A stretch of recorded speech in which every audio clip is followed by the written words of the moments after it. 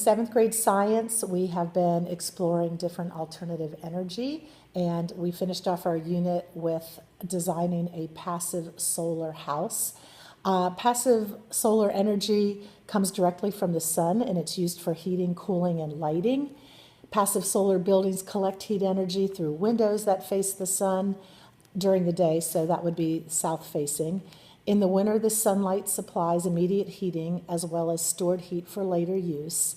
A passive solar house does not use any active energy devices such as fans or furnace blowers. Everything comes straight from the sun.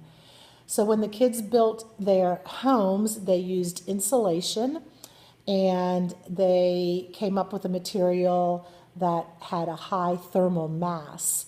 High thermal mass materials such as brick and concrete and stone have high density and a high heat capacity, and using thermal mass in floors and walls reduces fluctuations in temperature by absorbing heat from the sun during the day and slowly releasing it at night. Those who were building a summer home used roof overhangs to shade south-facing windows. They could use insulating shutters and blinds and awnings.